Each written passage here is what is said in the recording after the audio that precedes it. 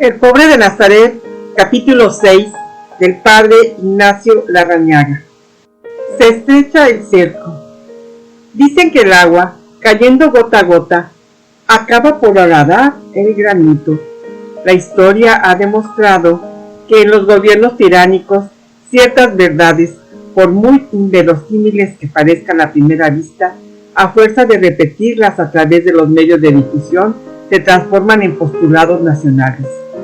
Hay que suponer que esta fue la táctica llevada a cabo por los doctores fariseos, residentes en Galilea o procedentes de Judea, socavar el prestigio de Jesús por medio de una propaganda negativa, sistemática y obstinada. A ellos, que gozaban de un indiscutible ascendiente y autoridad moral ante el pueblo, sobre todo los fariseos, no les resultó difícil organizar una publicidad difamatoria, haciendo correr de aldea en aldea y de boca en boca ciertas frases y calificaciones que a nosotros nos resultan familiares: transgresor de la ley, blasfemo, corruptor, amigo de publicanos y pecadores. No hay pueblo que resista semejante asedio. No cabe duda que una letanía de este talante era una artillería pesada para la gente sencilla, que recibe sin capacidad crítica cuanto le dicen sus venerables magistrados. Naturalmente, una propaganda difamatoria de este estilo acaba por formar opinión pública, y era inevitable que el prestigio de Jesús rodara por los suelos, como así sucedió efectivamente. De hecho, vamos a constatar cómo desde ahora desciende insensiblemente la curva de su popularidad, y se da un fenómeno parecido a la deserción de masas. El pueblo se va alejando progresivamente hasta tal punto que Jesús no sabrá qué hacer o cómo continuar su misión. El hecho sucedió en una de aquellas aldeas que el Evangelio no especifica. Coincidiendo con el día sábado, entró Jesús en una sinagoga. Allí estaban, cómo no, los de siempre, alerta para sorprender a Jesús en algún delito contra la sana doctrina. Una vez más, todo parecía preparado y el ardid giraba en torno a la dichosa cuestión del sábado. Allí, ante sus ojos, tenía a un hombre con la mano paralizada. Esta vez fueron ellos los que tomaron la iniciativa, formulando al maestro una pregunta explícita: ¿es lícito curar en sábado? Jesús le respondió amablemente: supongamos que uno de vosotros tiene una sola oveja como única riqueza, y que ella cae en una hondanada serrana. ¿Quién de vosotros será capaz de dejarla que se muera allí en consideración de que es sábado? Todo lo contrario, con gran dificultad y buscando la ayuda de otras personas si es necesario, desciende hasta el hoyo y rescata a la oveja con sumo cuidado, por si estuviera fracturada. Ahora bien, si así se procede con una oveja, ¿qué no se hará con un hijo de Dios? E inmediatamente dijo el enfermo: extiende tu mano. Y el enfermo extendió su mano completamente restablecida. Pero los fariseos salieron y se confabularon contra él para ver cómo eliminaron, y todo esto nos lo platica Mateo 12. Otra vez, el cerco se estrechaba. La actitud general de los fariseos tiene todos los visos de una conspiración que se va fraguando paso a paso, pero aceleradamente, y su intención final es sin duda el asesinato o ajusticiamiento de Jesús. Una de las escenas de más alta tensión que vivió Jesús en la confrontación con sus enemigos está ampliamente descrita en Lucas 11, en Mateo 12 y Marcos 3. Los escribas y doctores habían bajado de Jerusalén para acecharlo cada vez más de cerca, y al parecer, una vez más, todo estaba preparado de antemano. Le presentaron a un hombre poseído del demonio y mudo. Ellos, inquisidores oficiales, llegados ad hoc desde la capital, estaban vigilantes y atentos a cada detalle. Jesús expulsó al demonio, y el mudo comenzó a hablar expeditamente. Hubo dos reacciones. El pueblo asombrado se preguntaba: ¿no será este el hijo de David? Los inquisidores, a su vez, dieron seguros y fríos su veredicto: es un ministro de Satanás, asociado a sus intereses, y actúa con el dedo de Beelzebú. Y algo peor, está poseído del demonio, como nos dice Marcos 3. Nuevo título para Jesús: un endemoniado. Si Jesús manda a los demonios y estos le obedecen, es por ser amigo del capitán general de la horda diabólica y actúa en su nombre. Mayor ultraje no se le podía hacer. Aquella olía a ciudad incendiada. No obstante, colocado Jesús en la cima de la infamia, le nació una inesperada dulzura y se dispuso a responderles no con piedras quemantes, sino con mansedumbre y paciencia. Les explicó amablemente que el reino de Satanás era un reino jerárquico y conexionado, y que si se dividía acabaría en la ruina. ¿Cómo podría yo expulsar a Satanás en nombre de Satanás? Si pues yo expulso a los demonios en nombre de Dios, es señal refulgente de que el reino de Dios ha llegado ya. Y a continuación, sin levantar la voz, Jesús extendió una gran sombra sobre las cabezas de todos ellos. Desde el fratricidio de Caín, les dijo, hasta que expire el último mortal, se dirán horrendas blasfemias, se cometerán crímenes repulsivos, sacrilegios, imposturas, infamias, todo se perdonará sin dificultad.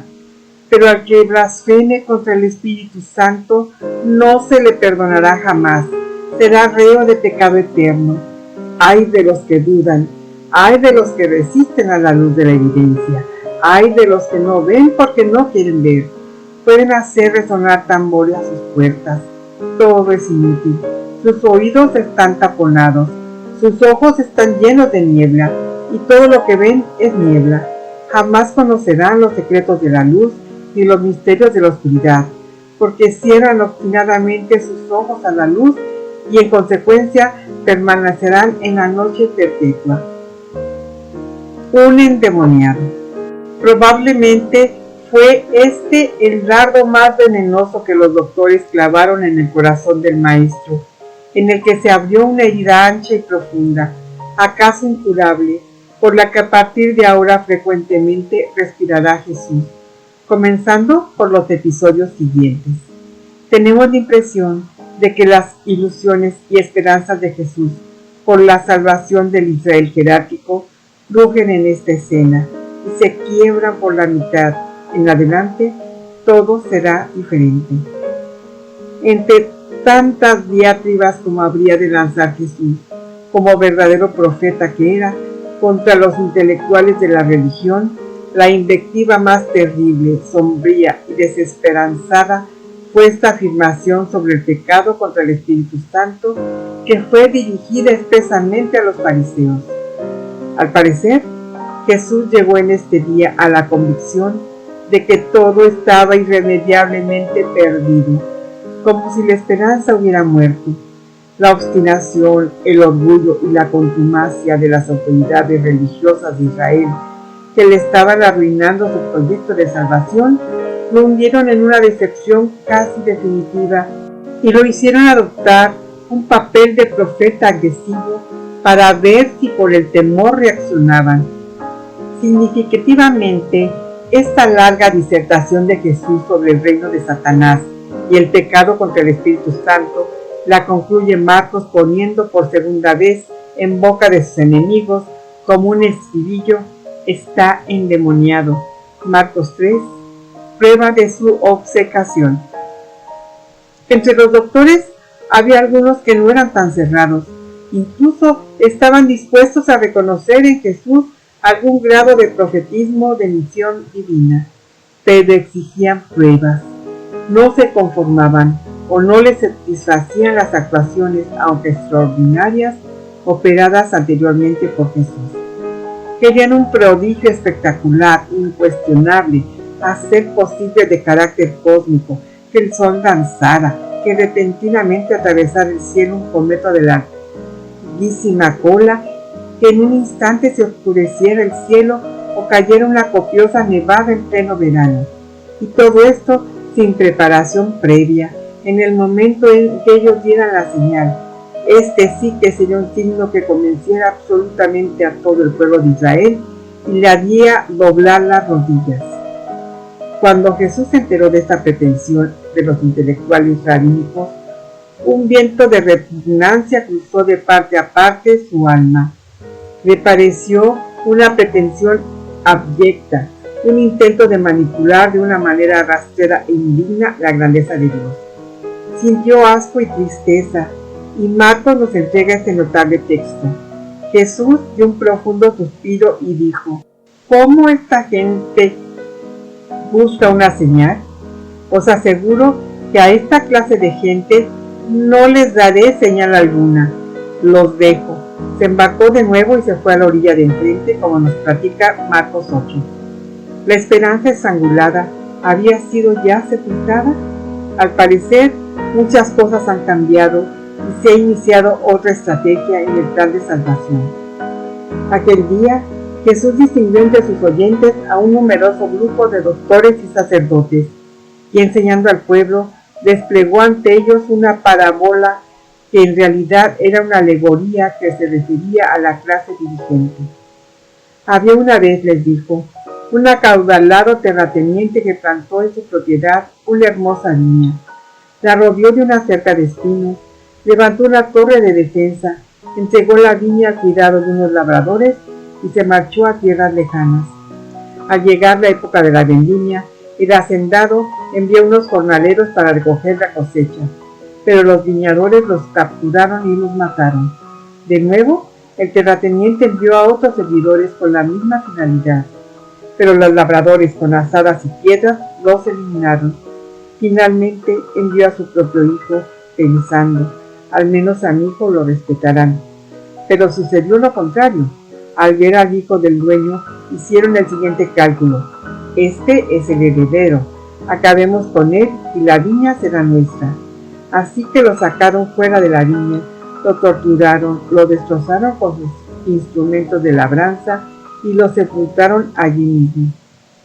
Cuando regrese el dueño de la viña, ¿qué hará con aquellos labradores?, les preguntó. Ellos le respondieron: a esos miserables les dará una muerte miserable y arrendará la viña a otros labradores que le paguen los frutos a su tiempo. El propietario es Dios, agregó Jesús. La viña, el pueblo elegido. Los siervos, los profetas. Los viñadores asesinos, los judíos contumaces. El Hijo este que os habla. Por eso os digo, concluyó, se les quitará el reino de Dios para dárselo a un pueblo que rinda sus frutos, como nos dice en Mateo 21. El evangelista acaba la narración con este elocuente apéndice.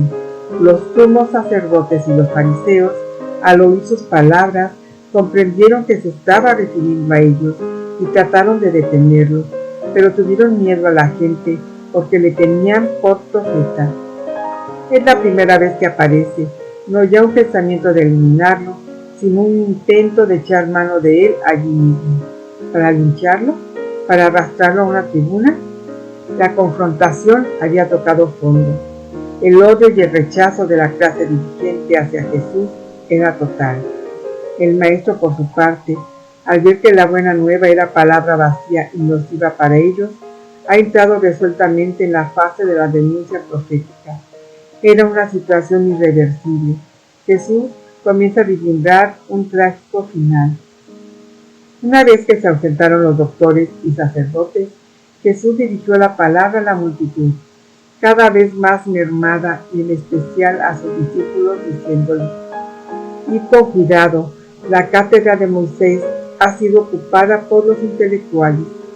Cumplid sus enseñanzas, pero no imitéis sus ejemplos, porque ellos no practican lo que enseñan. Echan sobre los hombros de los demás cargas insoportables, pero ellos no las tocan ni con la punta del dedo. Una sola cosa les interesa: ser vistos. Ahí los veréis, con las filacterías bien anchas, atadas a su frente o colgadas del brazo, y grandes borlas amarradas a las puntas del manto. y es cosa que causa risa, por lo ridículo verlos peleándose por ocupar los primeros puestos en los banquetes y adueñarse de los lugares más relevantes en la sinagoga, y por colocarse bien erguidos en el centro de las plazas para recibir el saludo de las gentes y el título de rabí. Vosotros, concluyó, no seáis así. El que quiera ser el más importante, póngase a lavar los pies de los huéspedes y a servirles la mesa. El que busque encumbrarse sobre el pedestal será bajado, y el que queda abajo será encumbrado, como nos dice Mateo 23. ¡Ay de vosotros! Por este tiempo, un fariseo invitó a Jesús a comer en su casa. Era uno de aquellos pocos que miraban con simpatía a Jesús o le ofreció una ocasión para tenderle una celada. Por los otros comensales que también habían sido invitados, pensaríamos que la intención secreta de la invitación era, por lo que después sucedió, complicarlo con enredos e insidias. En todo caso, Jesús aceptó la invitación a unas sabiendas de que se metía en un nido de víboras. Como de costumbre, no movió un dedo para agradar y quedar bien ante el anfitrión y los comensales. Muy por el contrario, con un cierto aire de desafío, entró en la sala del banquete, se dirigió directamente al divan y se sentó, pasando por alto las leyes de los lavatorios, rituales sagradas para los fariseos. El fariseo anfitrión, sintiéndose desairado, comenzó a comentar con los otros invitados, sin duda fariseos también, diciendo: acaba de llegar del polvo del camino y del contacto con el pueblo sucio de los pobres. Necesitaba más que nadie de una completa ablución. Es un rústico que no tiene ninguna delicadeza ni para con Dios ni para con los hombres. Jesús acusó el golpe. En otros tiempos habría respondido en un tono moderado y habría dado una explicación razonable, pero había caducado esa era. La experiencia le había enseñado que esa clase de gente confunde la bondad con debilidad y que cualquier intento por la vía de la bondad estaba inevitablemente destinado al fracaso. No obstante, empuñar el látigo y asumir el estilo y método del profetismo agresivo violentaba las fibras más típicas de su personalidad. Así y todo, la borrascosa escena en que había sido calificado como compañero y ministro de Beelzebú le había hecho entrar decididamente en la estrategia del choque frontal y violento, como último recurso para la lejana esperanza de que también la jerarquía religiosa entrara en la órbita de la salvación. Y en una circunstancia tan inoportuna como un banquete, resolvió aprovechar la ocasión para descargar terribles mazazos y provocar así la crisis total. ¡Ay de vosotros!, les dijo, escribas y fariseos farsantes, que andáis obsesionados y os ponéis quisquillosos por el brillo de los platos y copas, mientras el interior de vosotros está lleno de inmundicia. Si un día Dios desgarrara vuestro corazón, saldrían de él serpientes y escorpiones. Pagáis meticulosamente el diezmo de las hortalizas más insignificantes, al tiempo que pisoteáis sin ningún escrúpulo la misericordia del amor. Por las calles de vuestra ciudad sigue corriendo la sangre de los profetas, mientras les levantáis mausoleos de mármol. Por los huesos de los muertos habéis codificado las leyes. Por eso no hay vida, sino muerte en vuestras cátedras. Vuestras palabras son hojas dispersadas por el viento otoñal, y vuestras fortalezas serán heridas por el rayo, y pronto no habrá sino escombro y cenizas. ¡Ay de vosotros, escribas y fariseos hipócritas, que os parecéis esos monumentos funerarios hechos de mármol y otros materiales preciosos, cuyo esplendor deslumbra a los espectadores, pero adentro no hay más que descomposición, hediondez y carroña. A los ojos del pueblo son monumentos vistosos de formalismo, pero en su interior no hay sino estrechez, fanatismo y contumacia. Las columnas orgullosas cederán y toda la estructura se resquebrajará. Vosotros miráis el cielo en espera de un halcón o de un rayo. Nosotros esperamos una blanca nube. Por eso Vuestro cielo, como el del Sinaí, está teñido de un rojo escarlata, pero el vuestro es azul. Hay de vosotros, escribas y fariseos fanáticos, que recorréis el cielo, el mar y el aire en busca de un prosélito, y cuando lo habéis atrapado, lo abrumáis con vuestras casuísticas rabínicas y lo convertís en un candidato ideal para la gehenna. El viento dispersará vuestros fuegos artificiales por los campos inertes, y no quedarán en pie más que las máscaras que cubren vuestros rostros vacíos. ¿Qué gracia tiene danzar ante un tullido o consolarse pensando en los pecados de los demás? Donde hay espíritu no hay explicaciones sino melodías. En lugar de tantas explicaciones, sería mejor tomar el laúd entre las manos. ¿Qué vientos queréis atrapar con tantas redes? Será mejor que dejéis libre al viento para que mañana despertéis con un corazón alado. Asistían también al banquete. Suponemos que las invectivas sustituyeron a las viandas, que el festín fue rápidamente abortado y transformado en una turbulenta borrasca. Doctores de la ley que replicaron: Maestro, con tantos ataques también a nosotros nos herís y ofendes. Ay de vosotros, respondió Jesús, doctores de la ley, que creéis tener entre manos el monopolio del espíritu de Moisés, y creéis retener bien guardadas todas las llaves del castillo. En verdad os digo que vuestras llaves están oxidadas y llenas de herrumbre, y no pueden abrir ninguna puerta de las moradas interiores, donde ni vosotros mismos entráis ni dejáis entrar a otros. Hijos de serpientes y raza de víboras, ¿cómo será posible sustraeros a las garras de la reprobación? Dice el Señor: os enviaré mensajeros y profetas, pero a unos los trozaréis y a otros los crucificaréis, a otros os encerraréis en las sinagogas para azotarlos cruelmente, y a unos y a otros los corretearéis con piedras en las manos de ciudad en ciudad, y así vuestras cabezas caerá la sangre de todos los justos, derramada desde el principio del mundo. Estas invectivas de Jesús, que suponemos habrían estado salpicadas de réplicas por parte de los asistentes, produjeron, como era de prever, una extremada efervescencia de cólera. Y cuando salió Jesús de allí, comenzaron los escribas y fariseos a acosarle implacablemente y hacerle hablar de muchas cosas, buscando con insidias cazar alguna palabra de su boca, como nos dice Lucas 11.